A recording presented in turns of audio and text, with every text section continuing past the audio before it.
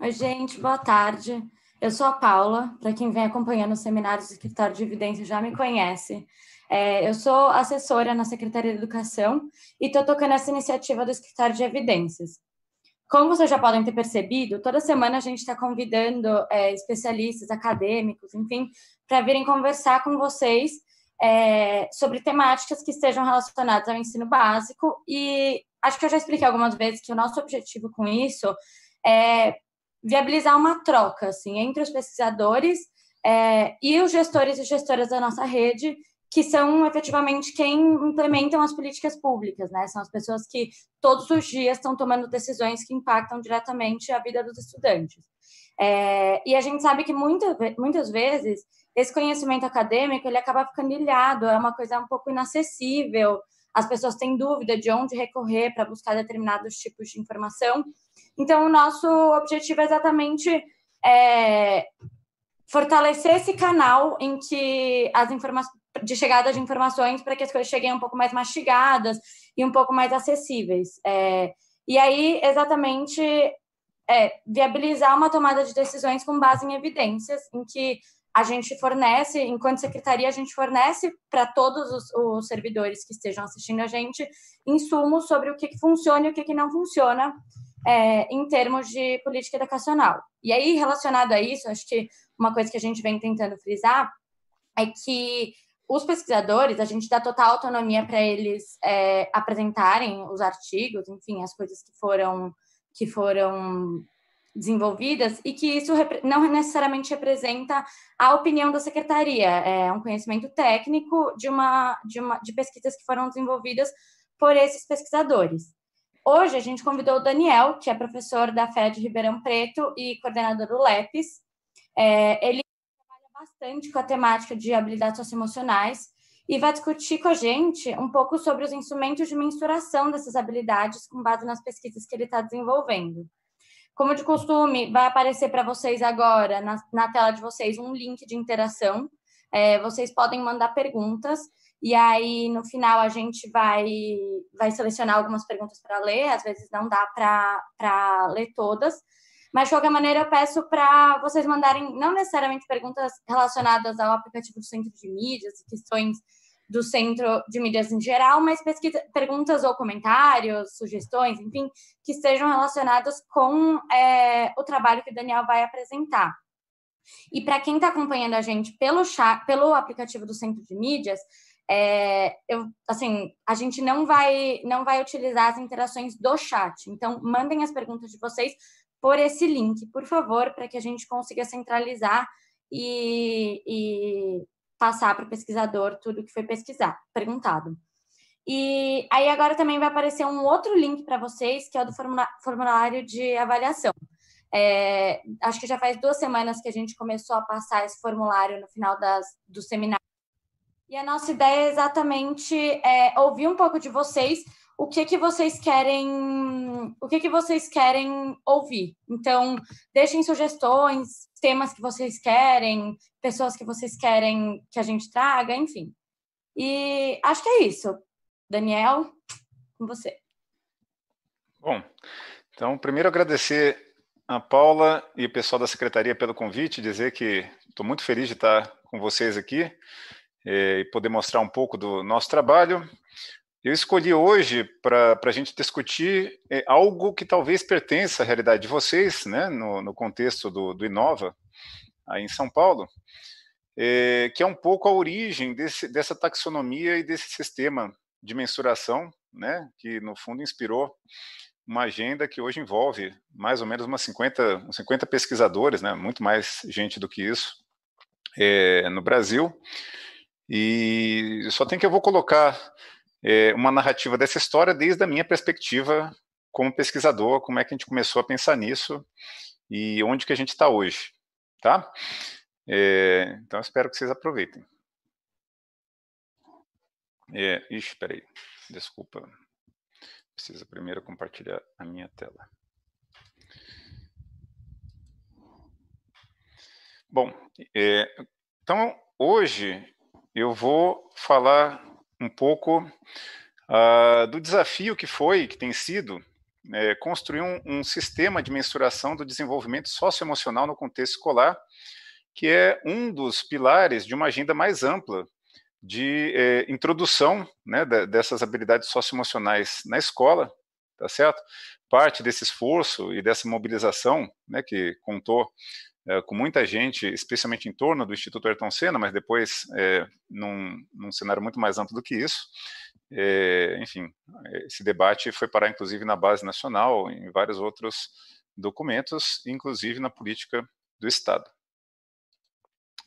Então, a nossa reflexão ela começa bem antes de ter o sistema de medida, e isso aqui eu estou falando lá do final dos anos 2000 a 2010, quando o grande desafio que se colocava para a gente que trabalha com dados e política pública aqui no grupo, é um pouco o que está nessa figura, né?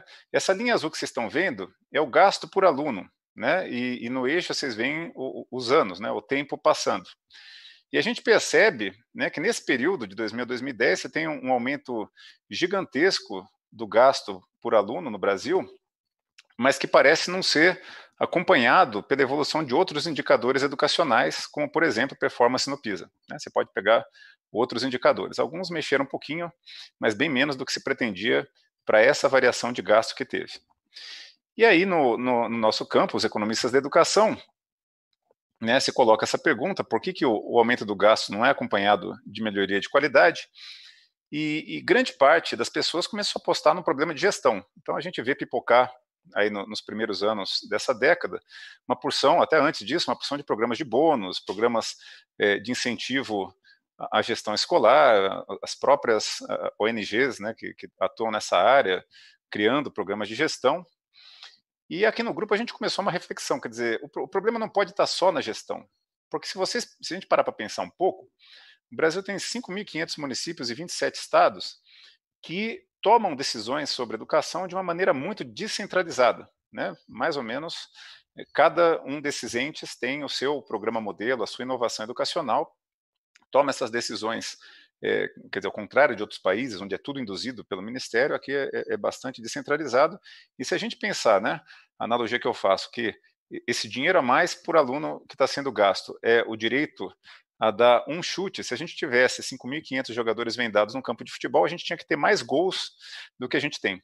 Então, se o problema estivesse só na gestão, a gente deveria observar mais casos de sucesso no Brasil do que a gente observa. E o que, se não for gestão, poderia ser? O que a literatura apontava para isso? Ela apontava muito fortemente para o desenvolvimento socioemocional, e aqui eu evoco muitos trabalhos do James Heckman, entre outros autores na economia, Flávio Cunha também. E o que eles dizem? Eles dizem que o desenvolvimento socioemocional é muito complementar ao processo de aprendizagem. Que se uma criança não tiver com a sua autoestima em dia, não tiver foco, não tiver persistência, se eu gastar a mesma coisa que a Finlândia gasta, eu não vou ter o mesmo desempenho de um aluno finlandês. Né? Então, esses outros ingredientes são fundamentais para que esse investimento em educação dê retorno. E essa poderia ser, então, uma segunda explicação de por que o gasto não vem acompanhado de uma melhoria de qualidade. Um pouco por conta disso, o nosso grupo resolveu se dedicar muito a essa agenda. E aí, quer dizer, a grande questão que se coloca, o grupo é empírico, e a gente precisava, então, começar, né, a trazer evidência de algum lugar, por isso um pouco que eu vou trazer para vocês a história do sistema de medida. O que a literatura diz, então, né? Por que a gente deve medir características socioemocionais na escola? Em primeiro lugar, você tem uma evidência enorme de que essas características são pelo menos tão importantes quanto o conhecimento e a aprendizagem, que já são trabalhados na escola, para o sucesso na vida, tá certo?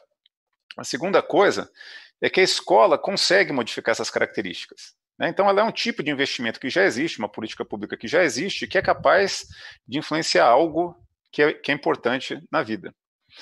E aí, no meio disso, né, alguns trabalhos mostram, inclusive, que grande parte do efeito da escola sobre o sucesso na vida transita através desse desenvolvimento socioemocional, ainda que nem sempre seja trabalhado com intencionalidade.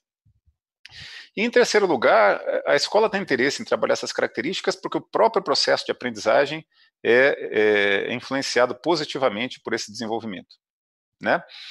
E, finalmente, existe um argumento de equidade, e aí é uma literatura mais das neurociências, que diz que essas características são maleáveis até mais tarde na vida, né?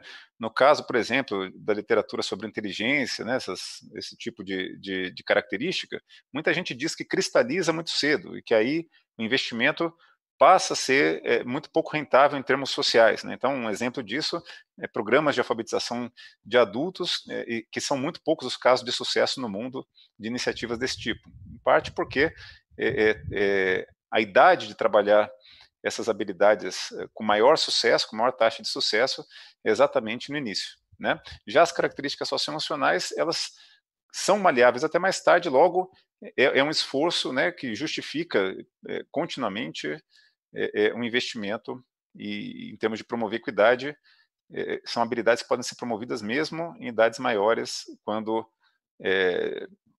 obstáculos enfrentados na infância poderiam já ter atrapalhado o desenvolvimento de outras características. Parênteses, aqui eu estou só me referindo à literatura, não quer dizer que eu acredite piamente que a gente deve levar esses fatos todos ao pé da letra. Eu acho que a gente nunca deve desistir de ninguém em nenhuma idade, mas trazendo um pouco os argumentos que a gente encontra. E aí, como eu falei para vocês, aqui no grupo, a gente, enfim, é um grupo empírico, a gente se convenceu que essa pauta era super importante e precisava, então, construir evidência para poder, a partir disso, formular política, entender como que é o Brasil, onde que estão as nossas fortalezas e fraquezas, e para construir evidência a gente precisava construir, né, ou escolher um instrumento para medir em escala e com isso documentar os primeiros fatos relacionados a isso no contexto escolar brasileiro. Bom, e aí a gente colocou algumas regras, né? Um instrumento para essa finalidade precisa ter algumas características importantes. Primeiro, ele precisa ter alto poder preditivo, né? As características socioemocionais que ele meça têm que estar associadas com características de bem-estar das pessoas, seja durante o próprio período que elas estão na escola, seja mais para frente. Então tem que ter algum poder preditivo. Não vou medir coisas que não estejam associadas ao bem-estar e alguma dimensão de sucesso, que não precisa ser necessariamente profissional, claro. Eu quero medir dimensões que sejam maleáveis na idade escolar, né? Nada que já esteja cristalizado, nada que a escola não seja capaz de transformar. Né? Então, estava em busca, né? A gente estava em busca de um arcabouço, né? De um conjunto de construtos, de dimensões socioemocionais que tivesse essa característica, instrumentos que bem medissem isso. Esse instrumento precisava ser factível de ser feito em escala, não podia ter direito autoral, não podia exigir um treinamento de horas e horas, e uma aplicação de horas e horas nos indivíduos, porque, afinal de contas, a ideia é que fosse depois incorporado nos sistemas de monitoramento das redes e ficasse de uso contínuo da política pública brasileira.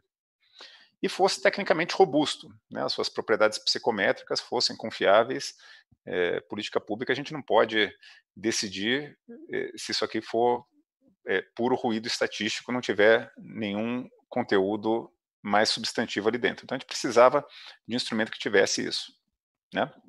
Então, quando isso aqui foi o início da estrada, a gente estava tentando, né, construir essa arquitetura para depois poder trazer essa agenda para o Brasil. Esses foram os primeiros passos.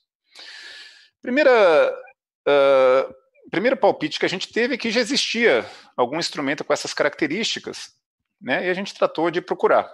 E quando a gente começou a olhar o que era, digamos, a paisagem nesse mundo, a gente viu que não é que não tinha nenhum, tinham vários, né? Você tem, por exemplo, a parceria pelas habilidades do século XXI, você tem vários outros grupos no mundo, né? O CASEL, né? O consórcio de Chicago, o pessoal da Austrália, o pessoal de Singapura, vários grupos que trabalham, né? E constroem arcabouços para tentar escolher o que são essas características socioemocionais importantes para a vida, né? E a gente falou, bom, então já deve existir alguma coisa que nos serve, né? E a gente começou a tentar entender por que tem tantos modelos diferentes, né? Como é que a gente consegue achar algum que sirva e que tenha aquelas propriedades que eu falei para vocês, né? E aí a gente começou a ver por que será que tem tantos modelos diferentes de mensuração de habilidades socioemocionais na praça, né?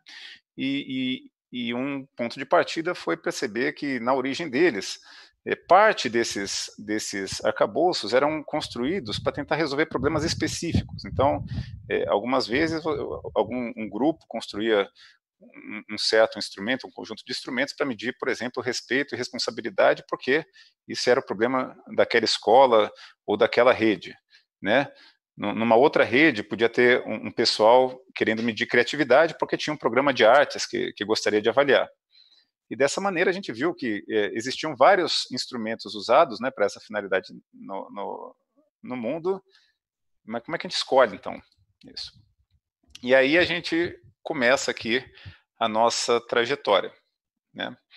Então, o primeiro passo, quando a gente percebeu que tinham vários, foi criar critérios para ver como que a gente escolhe um que sirva para o Brasil, né?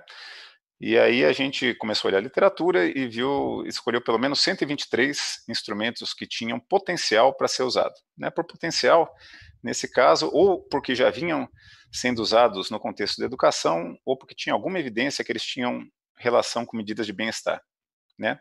Desses 123, a gente descartou de cara 76, né? Porque ou eram muito longos, ou claramente eram muito complexos ou muito caros de serem aplicados. 76 passaram no primeiro crivo, resolvemos olhar com mais profundidade, né? E aí a gente passou por vários processos de validação, né, para tentar ver se desses 76 tinha um que era melhor que os outros e que a gente ia recomendar para o Brasil.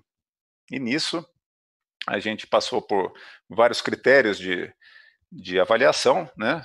Montamos um grupo com 5 professores de diferentes áreas, de diferentes universidades, e começaram a pontuar esses 76 em mais ou menos 130 critérios, passando por um escrutínio das suas propriedades psicométricas, das suas propriedades preditivas, das suas propriedades de factibilidade.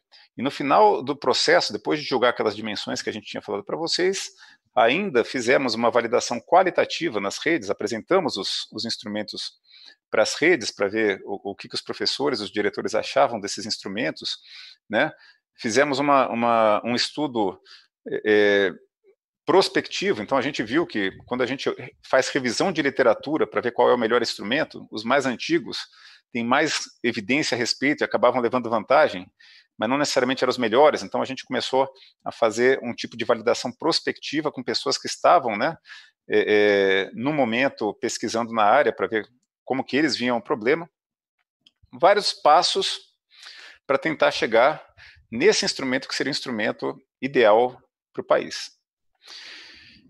Desse processo, né, na parte quantitativa, a gente chegou a 10 instrumentos que passaram em todos os critérios, e depois na validação qualitativa com professores e diretores das redes, eles falaram, 2 desses a gente não gostou, não vai querer, e desses sobraram 8, né, que são esses 8 que estão aqui, para quem tiver interesse nessa literatura, foram 8 que passaram por um ano de revisão e de pontuação em mais de 100 critérios, mais de 130 critérios, validação qualitativa, tudo, passou em todos os critérios.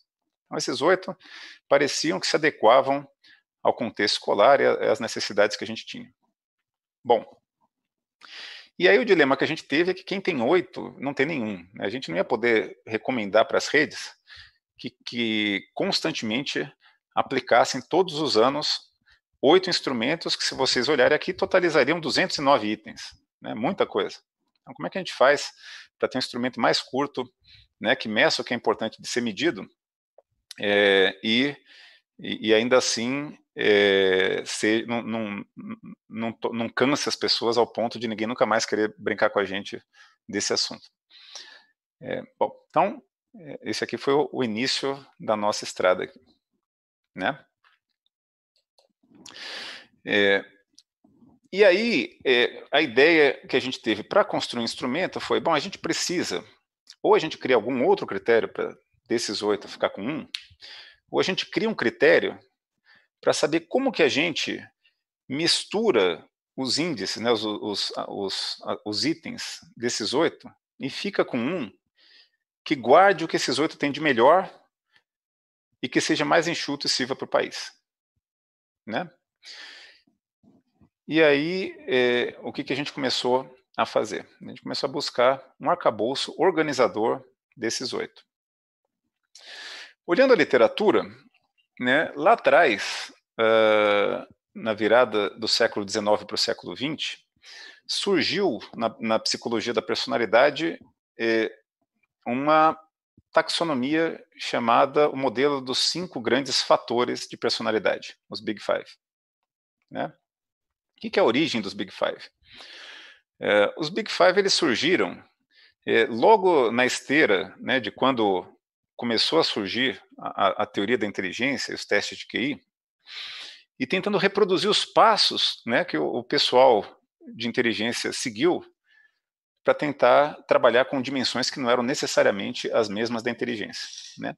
No caso da inteligência, qual que era o problema que as pessoas tinham? Né? Elas percebiam que existia uma regularidade empírica. Né? Em várias situações da vida, quando eu precisava recrutar alguém, precisava dizer como que era um aluno, eu aplicava vários testes, um de matemática, um de português, um de história, um de ciências, e uma coisa que as pessoas percebiam é que existia uma grande correlação entre eles. Né? O aluno que é melhor num teste é melhor nos demais, o que é pior num teste é pior nos demais. Né? E aí, então, ainda no século XIX, formularam a tal da teoria do fator G, existiria um fator geral que estaria por trás dessa coincidência, dessa grande correlação entre esses resultados de vários tipos de teste. E essa teoria foi em parte confirmada, ou acreditam que foi confirmada, quando surgiu na estatística, né, um tipo de análise chamado análise fatorial, que tenta reduzir a dimensão de um problema. Então, imagina que eu apliquei 10 provas, aí eu faço uma análise fatorial para tentar descobrir se existe um conjunto oculto de características, um conjunto menor de características que possa explicar a grande parte da variabilidade que tem essas 10 provas. Né? Então, a análise fatorial serve para isso, entre outras coisas. Serve para reduzir a dimensão, quando eu tenho várias variáveis, eu quero ter um indicador sintético que bem represente, né, a variabilidade que está acontecendo nessas 10 variáveis. A análise fatorial é uma técnica usada para isso. E quando aplicaram então a análise fatorial nesses testes de português, matemática, história, ciências, etc., eles perceberam que, de fato, né, quando faz análise fatorial, o primeiro fator, o fator principal, explicava mais de 70% da variabilidade desse conjunto de testes. E isso foi entendido como uma validação, uma corroboração de que uma única dimensão oculta seria capaz de explicar essa variabilidade de resultado em teste em uma porção de exames. Né? E isso foi entendido como uma confirmação da teoria do fator G e inspirou depois as teorias de QI e os testes de QI, que seriam, então, maneiras de medir, então, essa única dimensão da forma mais cristalina possível. O pessoal da teoria da personalidade falou o seguinte: e o restante dos comportamentos humanos? Será que a gente consegue, né, medir de maneira parcimoniosa e conseguir ter um conjunto menor de dimensões que explique o restante dos comportamentos humanos?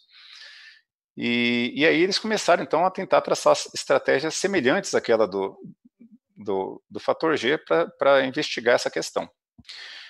E o primeiro passo foi fazer a hipótese léxica, eles formularam a hipótese léxica. Bom, os demais comportamentos humanos que revelam características intrínsecas da gente, em algum momento viraram adjetivos. Né? Então, as diferenças humanas, alguma hora, viraram adjetivos. Eu sou tímido, eu sou extrovertido, viraram adjetivos. E aí eles passaram a fazer uma revisão de dicionários em busca dos adjetivos, né? E construir inventários enormes, perguntando para as pessoas quão intensas elas eram em cada um desses adjetivos. Né? Então, lógico que depois de fazer a lista completa dos adjetivos, eles tiraram os sinônimos e começaram a fazer esses inventários enormes, né? Perguntando quanto que as pessoas se enxergavam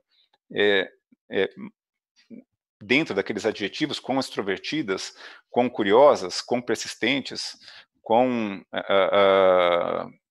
empáticas, né? E resolveram depois fazer uma análise fatorial desses inventários enormes para ver se tinha, então, um conjunto parcimonioso, no limite, uma única característica, que nem foi com os testes, que explicasse os demais comportamentos humanos.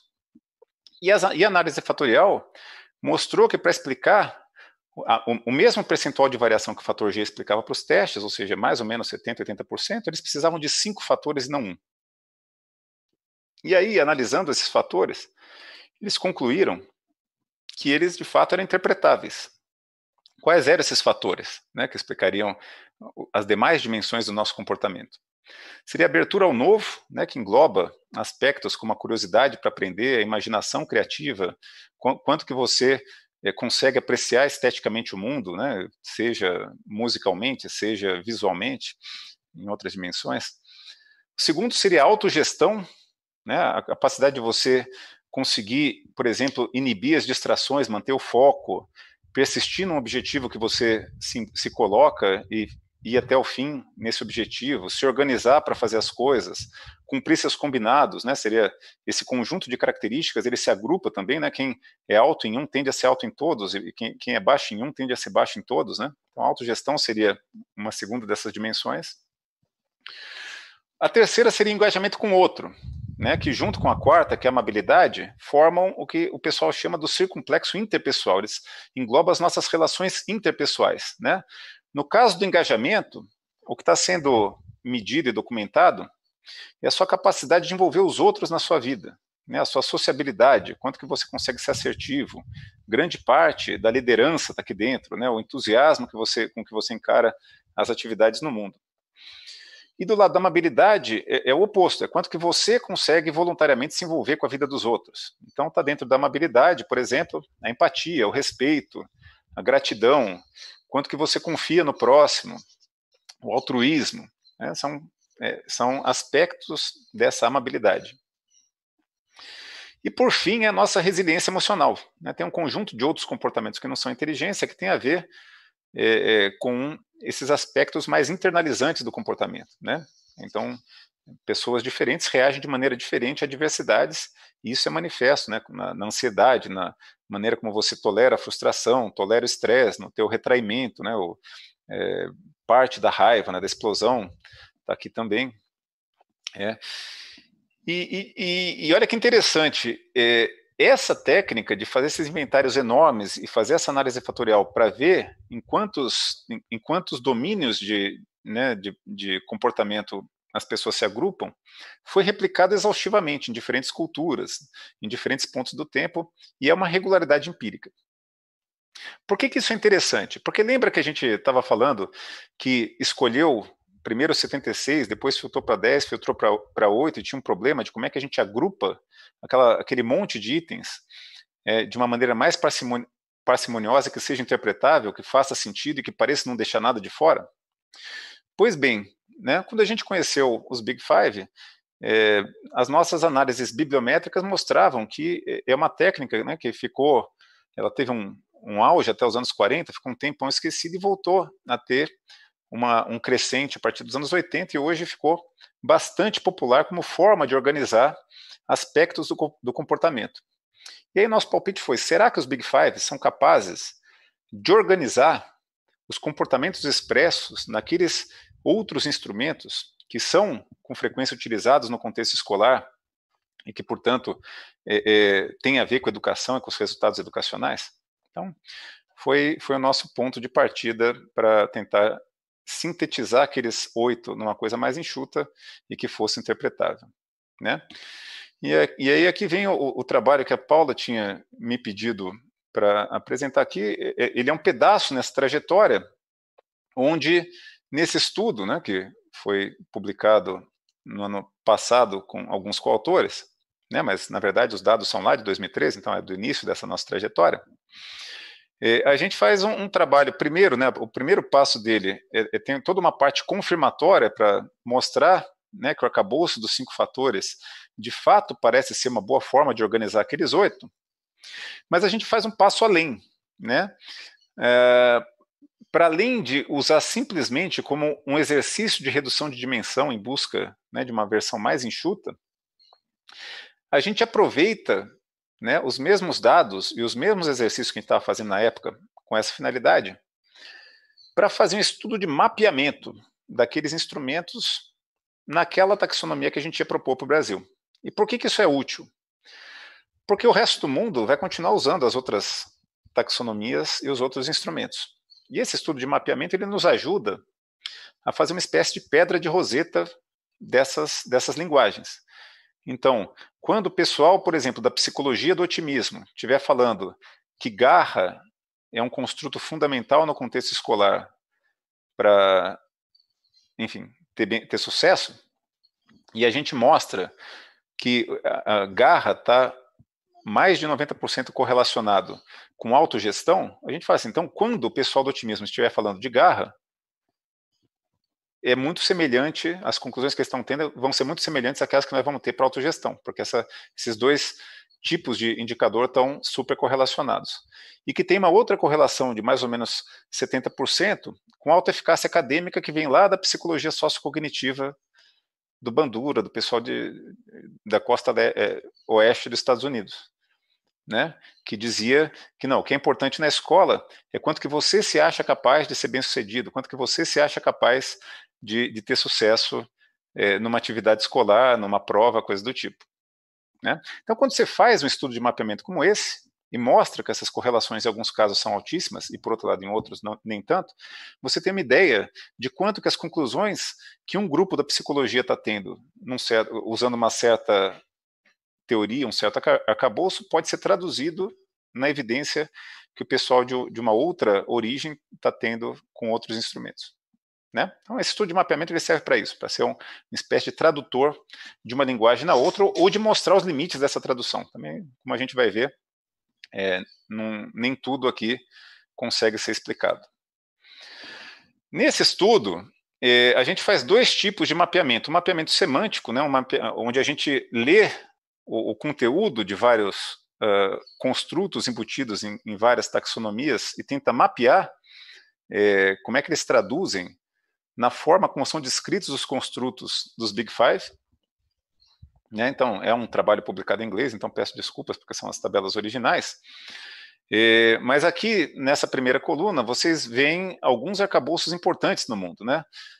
Então, por exemplo, ali, né, quer dizer, os dois primeiros são resultados são agrupamentos feitos por meta-análises da área, né? Mas se a gente olhar para as últimas linhas, né, que estão expressas aqui nessa primeira coluna, a gente vê o arcabouço da OCDE, né, que é super influente, né, a OCDE congrega os países mais ricos do mundo, faz o PISA, então a maneira como eles organizam as características humanas influencia muita gente. O CASEL, que é o principal grupo americano que trabalha com competências socioemocionais, o CORE, né, que é a Secretaria de Educação do Estado da Califórnia, que tentou fazer uma política de consequências duras, né, com socioemocionais, o Consórcio de Chicago, entre outros. E em cada coluna, então, a gente vê o quê? Né? A primeira coluna é autogestão, né? O C é como que ela é escrita em inglês, o N seria resiliência emocional, o O, abertura ao novo, o E é o engajamento, e o A é a amabilidade, né?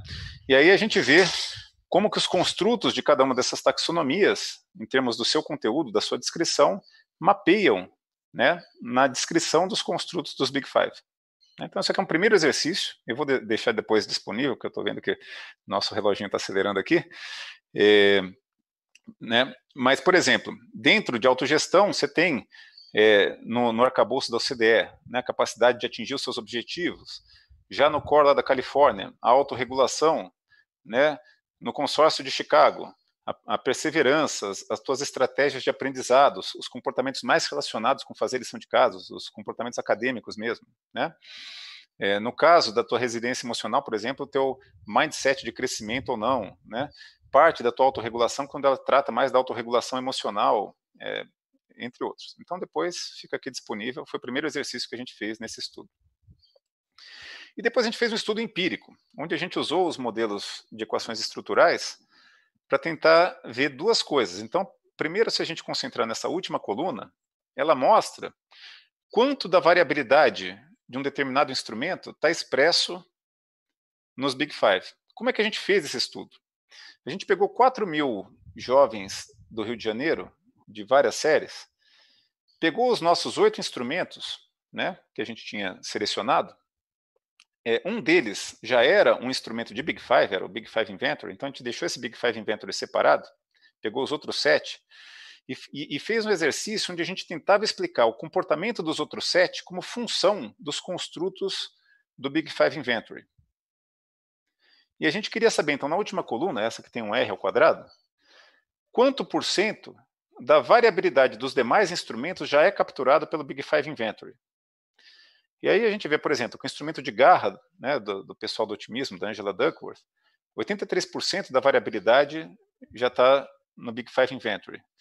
Instrumentos como os de alta eficácia, né, dependendo do construto, varia de 57% a 82% da variabilidade capturada ali. Isso por quê? Porque a gente queria saber se, ao usar a taxonomia dos Big Five, nesse caso capturada pelo Big Five Inventory, a gente já capturava quase tudo que estava nos demais, né? E essa resposta é sim quando esse número é alto, quando ele é perto de 1, de 100%, e é mais ou menos quando ele é mais baixo. Então a gente consegue ver com esse estudo quanto que, ao usar uma taxonomia dos Big Five, a gente já automaticamente captura as principais características desses outros instrumentos. Nas demais colunas, a gente vê qual é aquele dos aspectos dos Big Five que mais captura a variabilidade que está naquele instrumento. Então, se a gente pegar essa primeira linha, o grit, que seria a garra, a gente vê, né, que o único coeficiente alto, esse 0,9 com uma estrelinha, é a autogestão. O que isso quer dizer? Que das 5 dimensões dos Big Five, a única capaz de capturar os aspectos essenciais de garra é a autogestão. E quando a gente junta essa informação com a da última coluna, que ao mesmo tempo os Big Five capturam 83% da variabilidade desse instrumento, o que a gente conclui? Bom, que garra é quase que pura autogestão, porque todas as diferenças humanas em garra estão capturadas pelos Big Five e dentro dos Big Five por autogestão. A gente vai descendo os demais construtos, a gente é capaz de ver, invariavelmente, qual é, ou quais são aquelas dimensões dos Big Five que capturam a essência do que está nos outros instrumentos. Então, por exemplo, instrumentos de locus de controle, né, que mede a sua crença sobre você ter o controle da sua vida. Então, quem tem o locus externo acha que tudo que acontece consigo é fruto de causas externas. Deus, sorte, ninguém vai com a minha cara. E quem tem locus interno acha que tem o controle da sua vida. Tudo é função daquilo que eu decidi fazer. 45% das diferenças humanas em locus de controle são capturadas pelos Big Five. E dentro dos Big Five, as duas dimensões que mais capturam o locus de controle são o engajamento com o outro e a tua resiliência emocional. E assim por diante, é assim que a gente lê essa tabela, né? A conclusão grande desse artigo foi mostrar, em primeiro lugar, que para grande parte, né, o nosso sarrafo aqui era explicar pelo menos 50%. Para esse tipo de exercício já é coisa para caramba. Quando a gente encontra 83%, se você descontar o ruído estatístico que essas medidas têm, é praticamente explicar toda a variabilidade de uma certa característica, né? Então, a gente ficou muito feliz de concluir que essa maneira de organizar esse conjunto de outros arcabouços, de outros instrumentos, que seriam os Big Five, parece capturar, para a maior parte dos casos, entre 50% e 100%, né, ou um pouquinho menos de 50%, entre 40% e 100% da variabilidade que esses indicadores possuem, né, que é considerado bastante. Dá para saber também o que fica de fora. Então, tem coisas que esse arcabouço não é capaz de capturar e talvez justifique por que no contexto educacional talvez eu queira usar um arcabouço desses junto com mais alguma coisa, que pode ser importante. E para alguns deles, né, então, especialmente no caso do grit, que lá nos Estados Unidos tem sido super usado, e para essas dimensões de alta eficácia, que também tem uma tradição muito longa, não apenas a gente consegue capturar as características essenciais desses instrumentos com esse arcabouço dos Big Five, mas consegue dizer exatamente, né? Então, por exemplo, a alta eficácia acadêmica, você olha ali 78. Então, de novo, é quase que integralmente capturada por essa autogestão. Então, quando alguém ali estiver falando, né, de alta eficácia acadêmica, que é a sua crença de quanto que você consegue bem num teste, fazer as tarefas que o professor passa, tudo isso, Isso é muito correlacionado com garra, no caso do pessoal do otimismo, e com autogestão, no caso dos Big Five, e assim por diante. Alguns resultados rápidos para o Brasil, peço mais 5 minutinhos aqui para a gente concluir. Primeiro deles, quando a gente aplicou em escala, então a primeira aplicação desse instrumento, então o que a gente fez? Né? A gente usou esse estudo de mapeamento para pegar aqueles 8 e sintetizar em 5 grandes fatores. Então a gente pegou os principais itens daqueles 8 instrumentos que eu mostrei para vocês que ganharam a corrida e agrupou nas 5 dimensões dos Big Five, e com isso a gente formou o Cena 1, que foi aplicado em 25 mil estudantes do Rio de Janeiro em 2013, junto com o Serginho, né, junto não no mesmo dia, mas no mesmo período, no mesmo bimestre. A partir dessa base de dados a gente fez o que eu já mostrei para vocês e conseguiu correlacionar com os resultados de nota do Serginho. E o que a gente mostra aqui?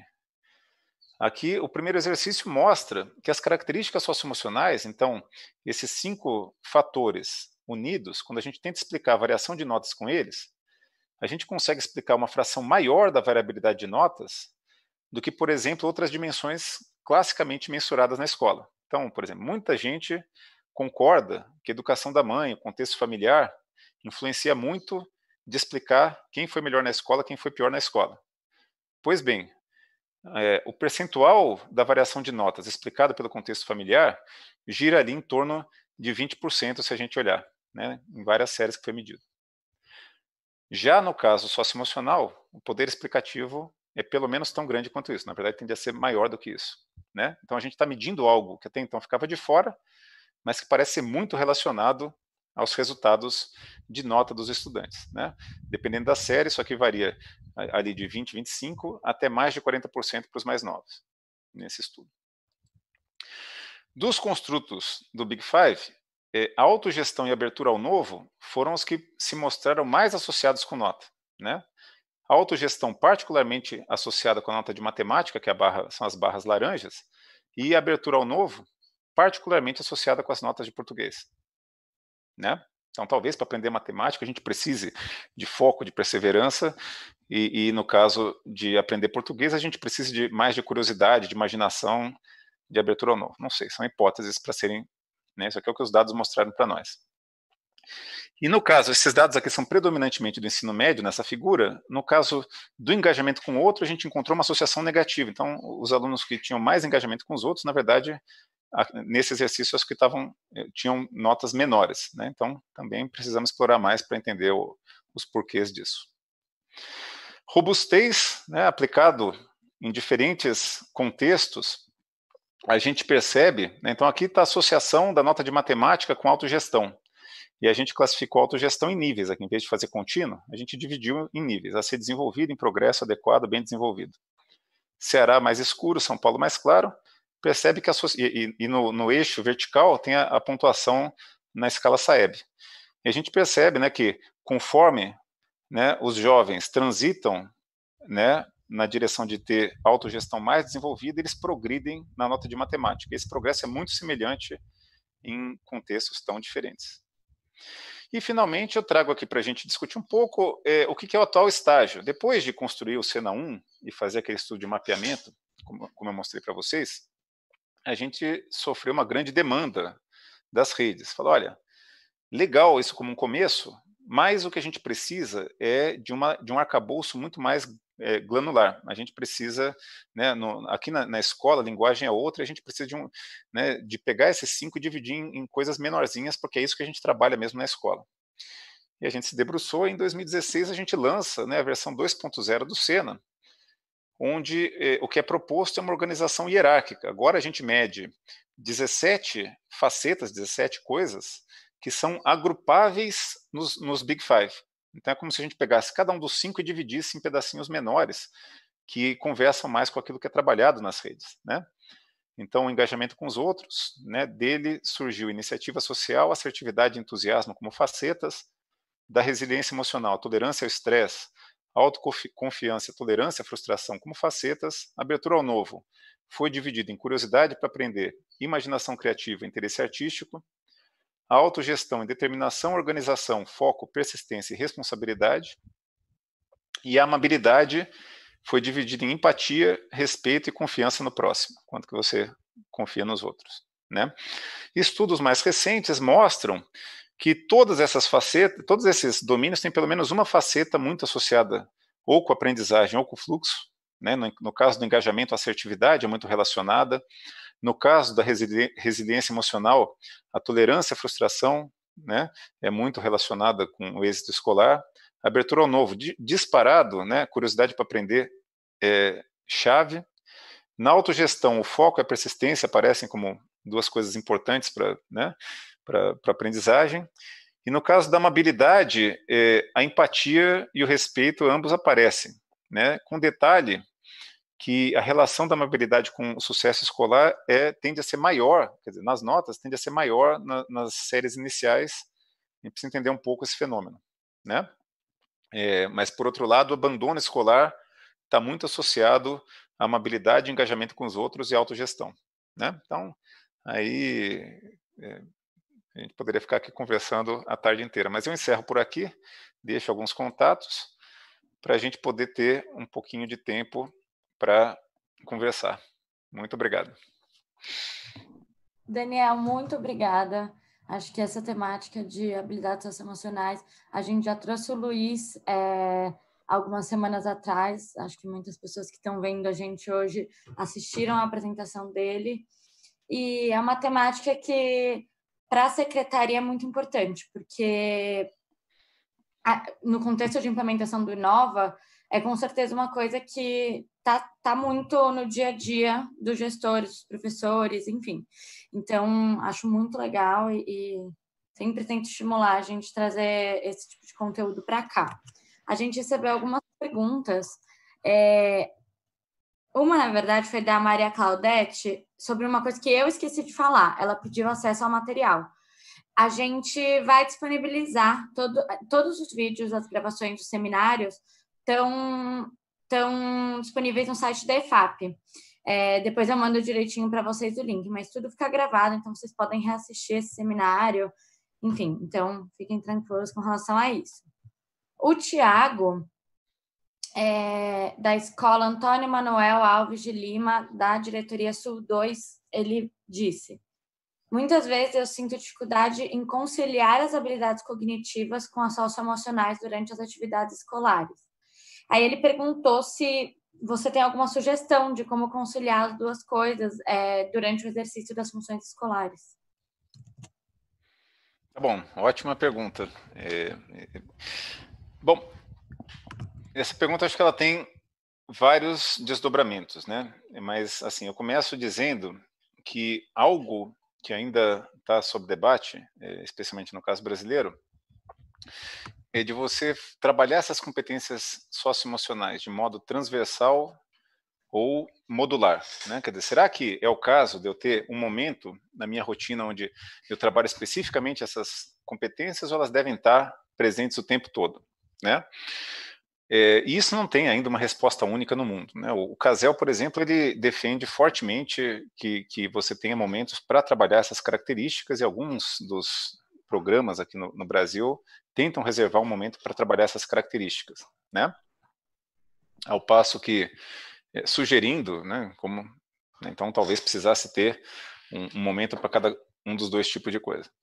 Né? E a visão do Instituto Ayrton Senna, na Austrália, se tem algum esforço nessa direção também, em outros lugares, de que não, é possível, né, treinar, né, os professores com formação continuada, com outras estratégias, para que trabalhem essas habilidades em qualquer circunstância, tentando, inclusive, identificar os momentos no currículo onde você consegue evocar e trabalhar essas outras habilidades, né? Então, lógico que quando você faz esse exercício, você acaba trabalhando em contexto. Na verdade, é sempre ideal para qualquer tipo de aprendizagem que você faça de maneira contextualizada, tá certo? Mas, por exemplo, né, grande parte dos aspectos de amabilidade pode ser trabalhado em qualquer tema que esteja relacionado com diversidade, com tolerância, né, agora a gente está falando de Covid o tempo todo, né? E por que mesmo não estando no grupo de risco, eu preciso ficar em casa? Porque eu tenho que pensar nos outros. Isso aí é uma habilidade. Eu estou me envolvendo voluntariamente e pensando no próximo, né? A assertividade, de certa maneira, grande parte dos professores já trabalha, né? Especialmente nas pedagogias ativas, quando tenta dar protagonismo para o jovem, quando tenta convidá-lo a expressar sua opinião, quando convida ao debate. A resiliência emocional, né, também, né, quer dizer, como é que você lida com as dificuldades, né? Isso aí pode ser trabalhado com autocuidado, então qualquer trabalho na área da saúde, do autocuidado, pode trabalhar, né, questão da saúde mental, em grande medida, a resiliência emocional está muito correlacionada com os aspectos de depressão, de ansiedade, né? Então, se você estiver trabalhando temas como esse, né, dá para entender, né? E aí, por exemplo, com os nossos dados, a gente reproduz alguns resultados mundiais, né? E no Brasil não é diferente, de que, por exemplo, meninas e meninos começam a diferir bastante em resiliência emocional a partir dos 11 anos de idade. Então, a adolescência das meninas é muito mais complicada que a dos meninos. Isso aparece nos dados, pode ser trabalhado e pode ser trabalhado no contexto do autocuidado, né, explicando o que acontece nessa faixa etária, tanto do ponto de vista hormonal quanto social, e que pode estar por trás dessas diferenças, né. Enfim, existem vários programas hoje, né, o Instituto ele trabalha muito nessa perspectiva transversal, de tentar, e acho que o Inova vai muito nessa direção de tentar trabalhar integrado com as demais disciplinas, né. Outros programas trabalham, mesmo os que trabalham de maneira modular, né, por exemplo, lá no Ceará, o Núcleo de Trabalho, Pesquisa e Práticas Sociais é um currículo socioemocional para o ensino médio, tem um momento separado para isso. Só tem que, e lá tem uma espécie de uma nota, um conceito, né, que tem mais a ver com o engajamento das pessoas nas atividades que são propostas do que propriamente com performance socioemocional na matéria.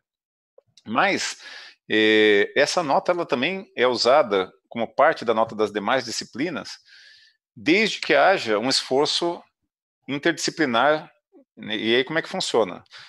O professor de história, o professor de geografia, o professor que faz esse trabalho socioemocional, concordam, por exemplo, de escolher uma música do Gilberto Gil, que tem a ver com um momento histórico, mas que trabalha questões individuais, então na ditadura, um exemplo só, né, uma música feita na ditadura, mas que trabalha como é que a pessoa está se sentindo, e aí é usado para falar do contexto histórico, ao mesmo tempo trazer os jovens para pensar sobre eles mesmos nos dias de hoje, se eles já se sentiram dessa maneira, coisa do tipo. Então, são múltiplas estratégias que têm sido usadas no mundo, né, e que mostram que não é contraditório, você pode trabalhar, e na verdade elas se potencializam, né. Muitas vezes você fala assim, o professor já está sobrecarregado, não consegue ensinar matemática, como é que ele vai trabalhar também essas questões? Lógico, sem repertório tudo fica difícil, mas com formação, o ensino das demais disciplinas tende a ficar mais fácil, porque você começa a conseguir entender a perspectiva do jovem e interagir com ele na linguagem dele. E ver que, por exemplo, o menino que não faz lição de casa nem sempre é por preguiça, às vezes é porque não tem um ambiente familiar minimamente estruturado que ele consiga se concentrar, não consegue lidar com a desestrutura da própria família, que pode causar ansiedade, pode causar uma opção de coisa, e esse esforço, né, o socioemocional, inclusive do próprio professor, se ele trabalhar, ajuda a ensinar a própria matemática, ciências e tudo. Então, eu acho que são coisas complementares. Sim, com certeza. A gente recebeu uma pergunta da Laís, e ela disse: Daniel, muito obrigada pela sua apresentação. Faço mestrado em Educação na Universidade Federal de Juiz de Fora e estudo habilidades socioemocionais, por isso me interessei bastante no seminário. A minha pergunta é, sabendo que as famílias têm um papel importante no desenvolvimento das habilidades socioemocionais, como que a gente pode desenvolver esse trabalho conjunto entre a família e a escola para potencializar as habilidades nos alunos? Ótima pergunta também. Não só as habilidades socioemocionais, mas o conhecimento. A gente sabe que a família, né, lá desde o relatório Coleman de 66, que em termos de explicar diferenças de desempenho escolar, a família importa, inclusive, mais que a escola, né? Quer dizer, então, o contexto familiar, ele é chave para o aprendizado, é chave para o desenvolvimento socioemocional. E aí tem duas coisas, né? Tem uma parte da literatura que é muito enfática em mostrar que o trabalho da escola é fortemente potencializado se consegue envolver as famílias. Mas para isso também precisa de treino, né? Por quê? Já precisa naturalmente, porque quando você precisa lidar com contextos diferentes, né, e com a diversidade cultural, você precisa ter preparo, você precisa entender de onde vem a perspectiva, que, né, muitas vezes, né, a diretora chama os pais aí para falar o que o aluno fez, e aí os pais vão lá e dão razão para o aluno, e aí o professor fica na saia justa, o diretor fica na saia justa, você não consegue. Como é que você sai de situações como essa?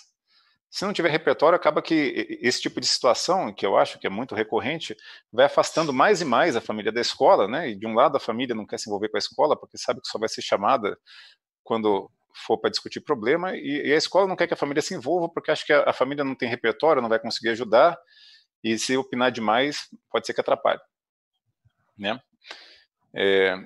Mas, assim, empiricamente, tem vários estudos que mostram que se essa ponte conseguir ser construída, o trabalho da escola fica muito mais fácil. Mas, de novo, precisa saber como fazer isso e ter essas abordagens. Outra coisa é o trabalho da escola de compensar o ambiente familiar. E aí, quando a gente fala de um país tão desigual quanto o Brasil, isso passa a ser missão da escola, né? Não adianta a gente falar assim, a família, a escola é a escola, né? Se, por exemplo, a professora ou o professor for adulto de referência, como é que faz, né? Quer dizer, o apego, tudo isso, você não pode fingir que não existe e falar assim, isso aqui não é meu papel. Então, precisa também aprender a lidar com esse outro aspecto. O que acontece quando não apenas essa ponte não existe, mas o próprio papel da família na vida do jovem é meio desestruturado. E é um outro tipo de preparo, né? Que não é para se relacionar com a família, mas para tentar, na medida do possível, lógico, sem também misturar a estação, né? Então, você não vai, a professora não vai virar mãe do aluno, mas ela pode suprir parte das necessidades, né? Necessidade de que tipo de necessidade? De ter alguém que escute, de ter alguém que possa discutir os desafios daquela idade, os desafios da vida, o que é certo, o que é errado, os riscos que alguns comportamentos podem ter, né? Então, a troca que você faz, né, do prazer imediato com consequências que podem ter no período seguinte, né? Então, são dois lados que eu acho que são importantes nessa discussão. Sim, é um ponto bem... Mas tem treino para isso, tem um monte de intervenções que são focadas nessas duas questões. Então, dá para a gente... Não é que começa do zero também, não. Quer dizer, o mundo, não é só no Brasil, o mundo encontrou já algumas soluções para isso. Legal.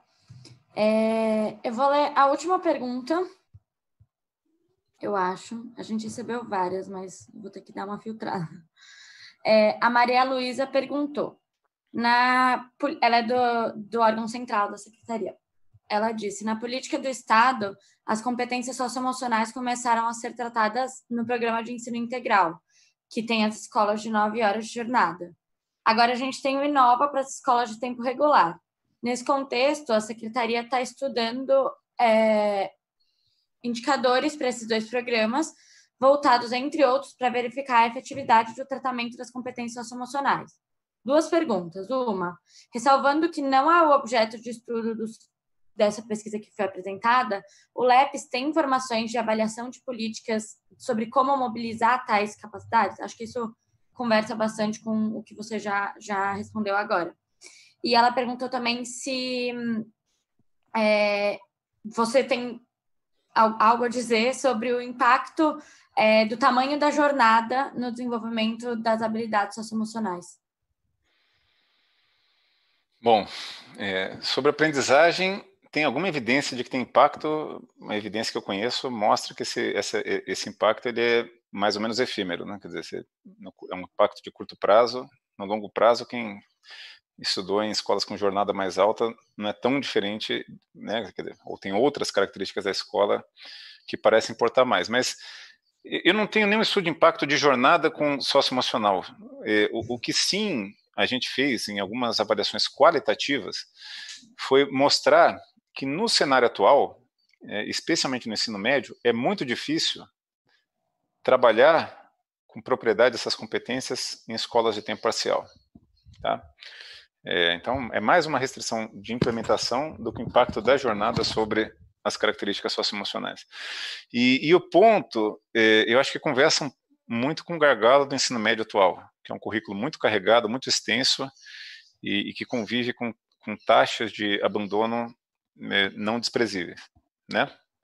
E aí, ou bem, a gente vai fazer uma reforma mais ampla, né, e que esse dia fique mais razoável, ou para pendurar mais alguma coisa, você vai precisar ter um horário estendido, né? Então, tanto no Ceará quanto algumas experiências em São Paulo, mostraram que é muito difícil trabalhar com propriedade essas competências se não for num turno estendido, tá certo? Outra coisa, né, de como mobilizar, eu acho, uma coisa que eu acho que é importante dizer que eu não disse ainda é o seguinte: diferentes idades estão prontas para receber diferentes tipos de estímulo. E quando a gente fala vamos trabalhar as habilidades socioemocionais, né, isso aí tem em voga, e aí a pessoa tem um programa e acha que já trabalha, e eu acho que precisa ter um pouco mais de compreensão de o que pode ser trabalhado em que faixa etária, né? Então, por exemplo, você tem várias, e lógico, isso aí é uma agenda bem recente, então não é que as conclusões estão fixas na pedra. Mas o caminho que a maioria das pessoas tem seguido é de dizer o seguinte: olha, quando você está trabalhando com criança pequena, então na educação infantil e no Fundamental 1, o que a criança está fazendo? Ela está aprendendo a reconhecer as emoções, a nomear as emoções, a identificar o que são os fatores que ativam as emoções dela, né? E está aprendendo a regular, né, o início da regulação emocional, né? Então, como é que consegue perceber que reações diferentes são apropriadas para situações diferentes, aprender que se ela se controlar existe algum tipo de ganho, seja social, seja individual, né, de não fazer a primeira reação que vier, né, que der vontade, coisas do tipo.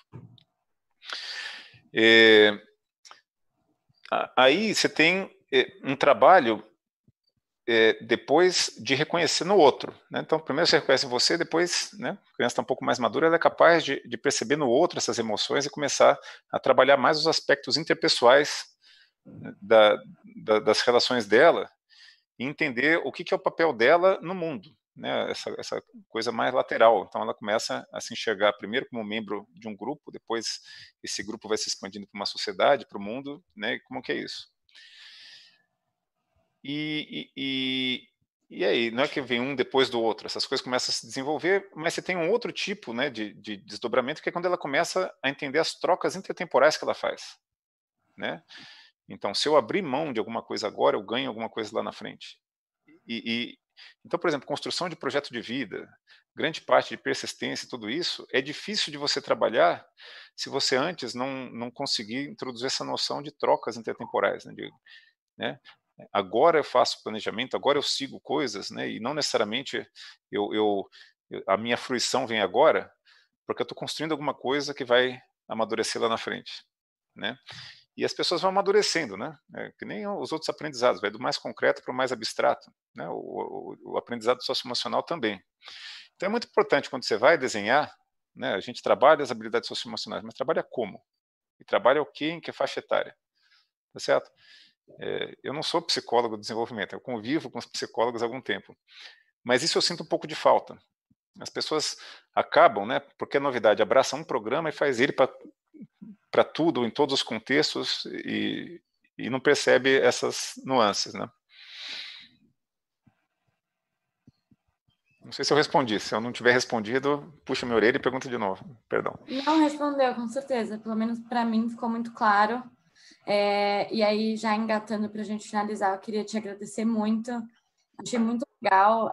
Mais uma vez, acho que é um tema que conversa muito com o que os professores e gestores estão vivendo lá na ponta. Então, a gente sempre tenta trazer esse debate qualificado para chegar perto das pessoas da nossa rede. Então é isso, queria te agradecer muito, Daniel. Muito obrigada pela colaboração com o Lepes, o Luiz também já veio, enfim, acho que está sendo super legal. E tem muito a ver com tudo que a gente vem tentando desenvolver no escritório de evidências. Não sei se você quer dizer alguma coisa.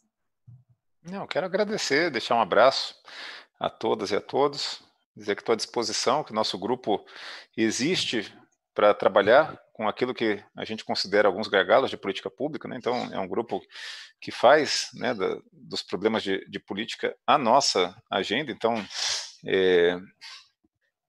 estamos aqui para servir. Se puder ser útil, conta com a gente. Obrigada. E, gente, vai aparecer agora na tela de vocês, então, para a gente encerrar, muito obrigada para todo mundo que nos assistiu até agora, todo mundo que mandou pergunta. Vai aparecer na tela de vocês, já está aparecendo, eu acho, o link do formulário de avaliação. Então, a nossa ideia, na verdade, é interagir um pouco mais com vocês, ver o que vocês estão achando dos seminários, colher sugestões, pessoas que vocês queiram ouvir, temas, enfim, é isso. Muito obrigada, viu?